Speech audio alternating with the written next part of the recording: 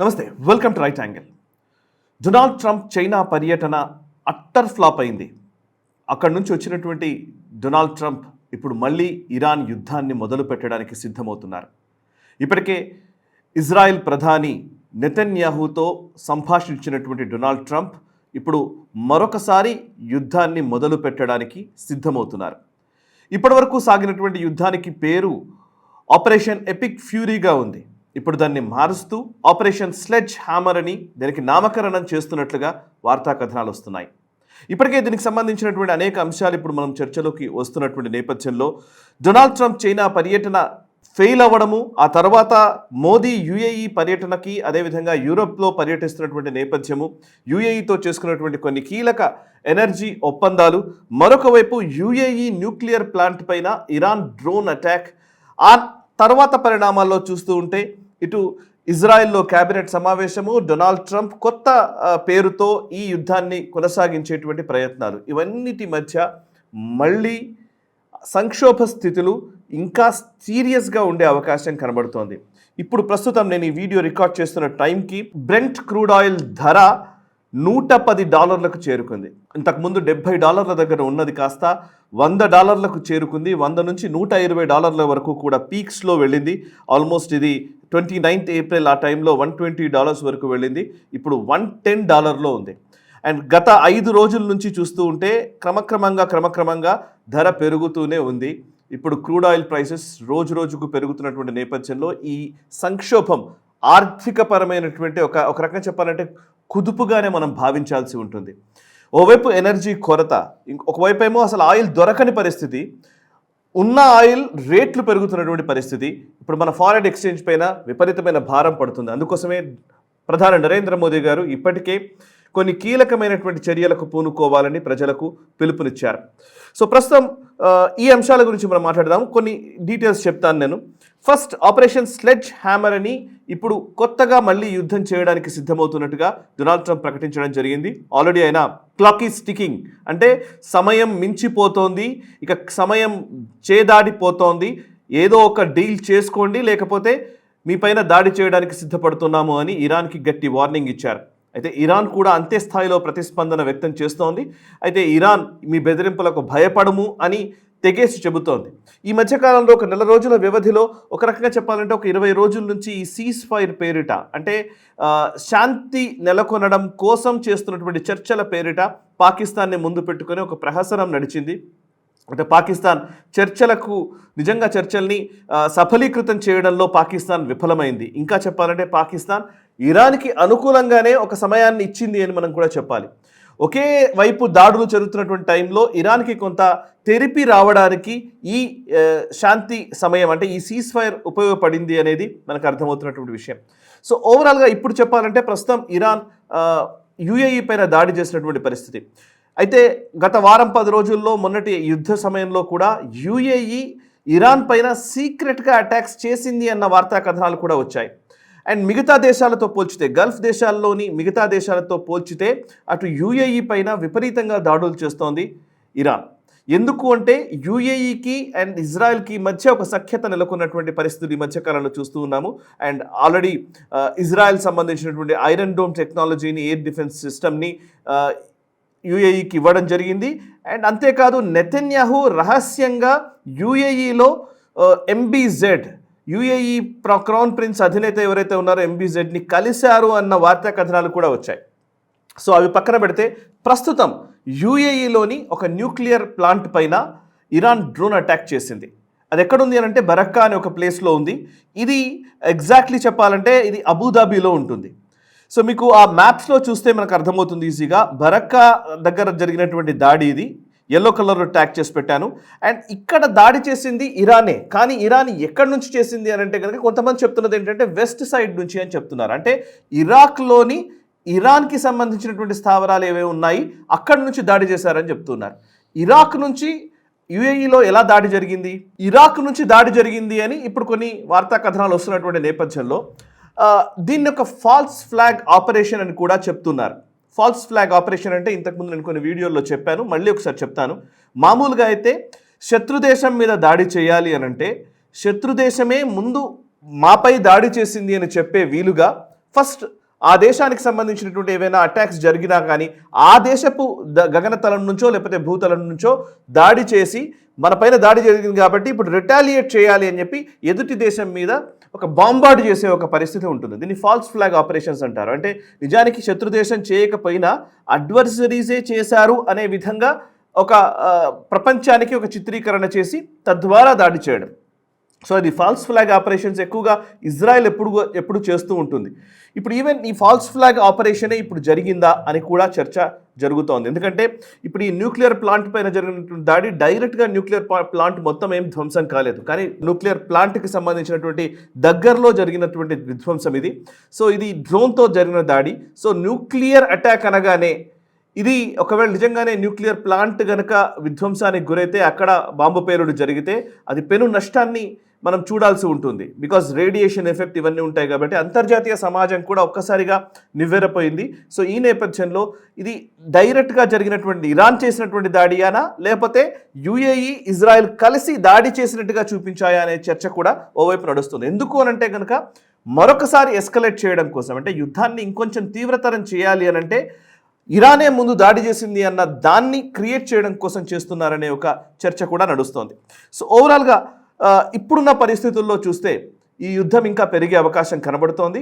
Energy crisis పెరిగే అవకాశం కనబడుతోంది. ఈ నేపథ్యంలో భారతదేశం మీద కూడా తీవ్ర ప్రభావం ఉంటుంది.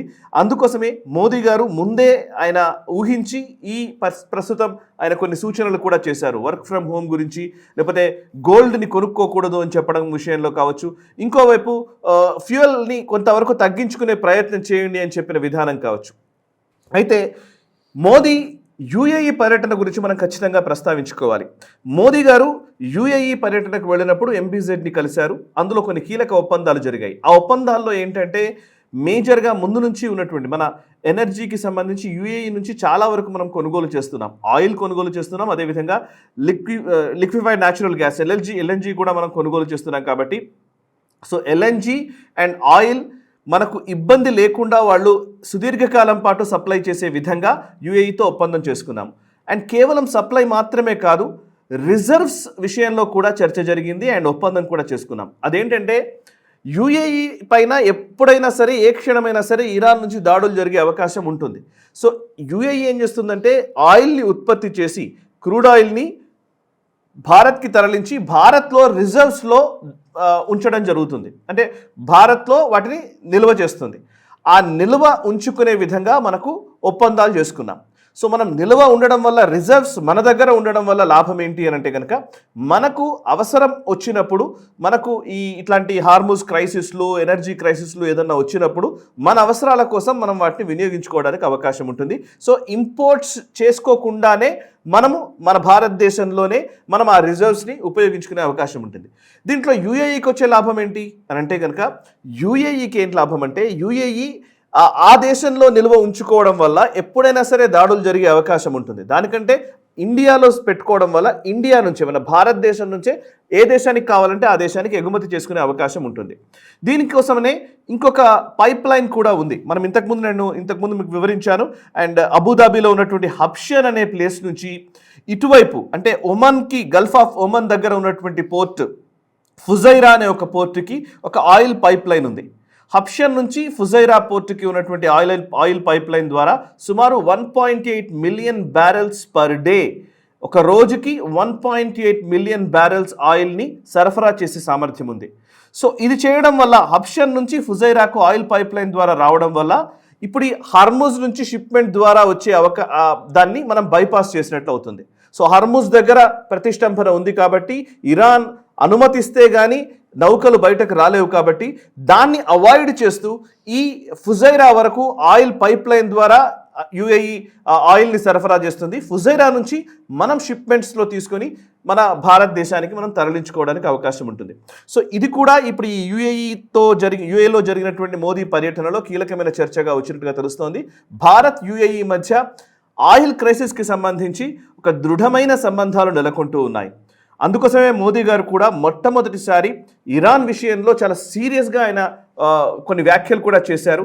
ఇటువంటి సందర్భంలో యుఏఈ పైన జరిగినటువంటి దాడుల్ని మేము తీవ్రంగా ఖండిస్తున్నాము అని ఆయన ప్రకటించడం కూడా జరిగింది. ఇక నెక్స్ట్ అంశంలోకి వెళదాం. అసలు బేసికల్లీ యుఎస్ ఏం చేయవచ్చు? వాళ్ళ ఫ్లీట్ ఏ విధంగా ఉందో చెప్తాను. ప్రస్తుతానికైతే అరేబియన్ సముద్రంలో మొదటి నుంచి ఇప్పుడు ఈ యుద్ధం మొదలైన నాటి నుంచి ఇప్పటి వరకు కూడా యుఎస్ఎస్ అబ్రహాం లింకన్ అనే ఎయిర్క్రాఫ్ట్ క్యారియర్ ఆల్రెడీ ఉంది. అండ్ యుద్ధం మొదలైనప్పుడు యుఎస్ఎస్ జెరాల్డ్ ఆర్ ఫోర్డ్ అనే ఎయిర్క్రాఫ్ట్ క్యారియర్ ఇక్కడికి వచ్చింది సెంట్రల్ కమాండ్ పరిధిలోకి. అండ్ అక్కడ నుంచి వాళ్ళు కరెక్ట్గా చెప్పాలంటే రెడ్ సీలోకి తీసుకెళ్లారు. అండ్ జెరాల్డ్ ఆర్ ఫోర్డ్ సుమారు 11 నెలల పాటు సముద్రంలోనే ఉంది. ఇది చాలా సుదీర్ఘకాలం పాటు ఒక ఎయిర్క్రాఫ్ట్ క్యారియర్ ఉన్నట్టుగా రికార్డ్ అని చెబుతూ ఉన్నారు. సో ఇప్పుడు చివరికి ఆ యుఎస్ఎస్ జెరాల్డ్ ఆర్ ఫోర్డ్ని ఇప్పుడు అమెరికాకి పంపించేశారు. ఇప్పుడు అమెరికాకి చేరుకుంది జెరాల్డ్ ఆర్ ఫోర్డ్. అయితే దానికి ప్రత్యామ్నాయంగా యుఎస్ఎస్ జార్జ్ డబ్ల్యూ బుష్ అనే ఎయిర్క్రాఫ్ట్ క్యారియర్ని ఇప్పుడు ఈ సెంట్రల్ కమాండ్ అంటే వాళ్ళ ఈ గల్ఫ్ రీజియన్లోకి దింపడం జరిగింది. సో ఇప్పుడు 2 ఎయిర్క్రాఫ్ట్ క్యారియర్లు అక్కడ పనిచేస్తున్నాయి. సుమారు 50,000 పైచులకు సైన్యం ఉన్నారు. అండ్ ఈ యొక్క 8 రోజులు 10 రోజుల 20 రోజుల వ్యవధిలో అంటే సీజ్ ఫైర్ పేరిట జరిగినటువంటి ఈ టైంలోనే అమెరికా తను ఎక్కడైతే కొంచెం తక్కువ ఉన్నాయి అంటే ఆయుధాలు సరిపోవట్లేదు అని అన్నారో అవన్నీ మళ్ళీ ప్రొక్యూర్ చేసుకునే ప్రయత్నం చేసింది. B-2 బాంబర్స్ కావచ్చు అండ్ ఫైటర్ జెట్స్ని ఆల్రెడీ మోహరించారు అక్కడ. పేట్రియాట్ మిజైల్స్ కావచ్చు, ఇవన్నీ కూడా మళ్ళీ సముపార్జించుకున్నారు. మళ్ళీ ఒక కొత్త నూతన ఉత్తేజంతో మళ్ళీ అమెరికా ఇజ్రాయెల్ కలిసి ఇరాన్ మీద ఈసారి స్ట్రైక్స్ చేస్తాయనే చర్చ కూడా నడుస్తుంది. దీని పేరు ఇప్పుడు ఆపరేషన్ స్లెడ్జ్ హ్యామర్ అని నామకరణం చేసినట్టుగా కూడా సమాచారం. ఇక ఇజ్రాయెల్ ఏం చేస్తుంది చెప్తాను. ఇజ్రాయెల్కి సంబంధించినటువంటి విషయాల్లో టైమ్స్ ఆఫ్ ఇజ్రాయెల్ ఒక వార్త రాసింది. Israel US readying for renewed strikes on Iran for as early as next week అని. సో అండ్ ఇజ్రాయెల్లో ఒక క్యాబినెట్ సమావేశం కూడా జరిగింది. ఆ క్యాబినెట్ సమావేశంలో కూడా తీసుకున్న నిర్ణయాల గురించి కూడా కొంత ప్రస్తావన జరిగింది. Netanyahu Trump talks fuel fears of renewed Iran strikes amid reports of Operation Sledgehammer. Will the war start again అని వియాన్లో కూడా ఒక కథనం రాశారు.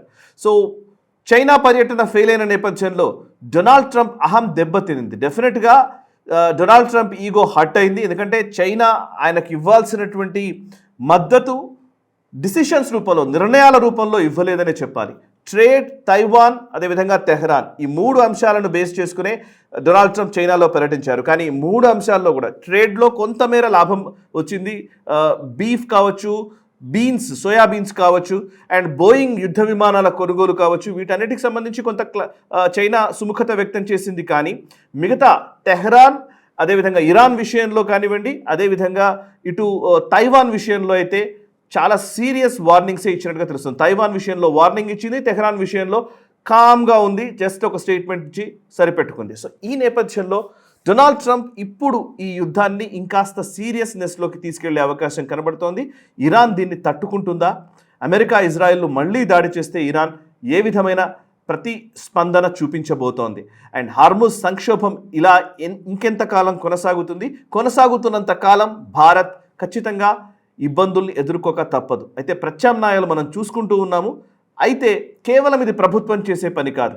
ఇది ప్రజల్లో కూడా ఒక చైతన్యం రావాలి. ప్రజల్లో కూడా ఒక బాధ్యతాయుత ధోరణి వచ్చిన నాడు మనం ఈ సమస్య నుంచి అధిగమించగలము. ఈ సమస్యకు పరిష్కారాన్ని మనమే మన చేజేతుల, మన కార్యక్రమాల ద్వారా, మన రియాక్షన్స్ ద్వారా మనం ఈ సమస్య నుంచి బయటపడగలము. ఈ వీడియో నచ్చితే లైక్ చేయండి, 10 మందికి షేర్ చేయండి, కమెంట్స్ ద్వారా మీ అభిప్రాయాలు మాతో పంచుకోండి. మనసా వాచా కర్మణ, దేశహితం కోసం నేషనలిస్ట్. ఈ వీడియో మీకు నచ్చినట్టయితే లైక్ చేయండి, 10 మందికి షేర్ చేయండి. అలాగే కామెంట్ల రూపంలో మీ అభిప్రాయాలను మాతో పంచుకోండి. Nationalist hub group of channels ను సబ్స్క్రైబ్ చేసుకుని తెలుగునాట జాతీయవాద జర్నలిజాన్ని ప్రోత్సహించండి. ఈ వీడియో కింద ఉన్న బెల్ ఐకాన్ పై క్లిక్ చేయడం మర్చిపోవద్దు.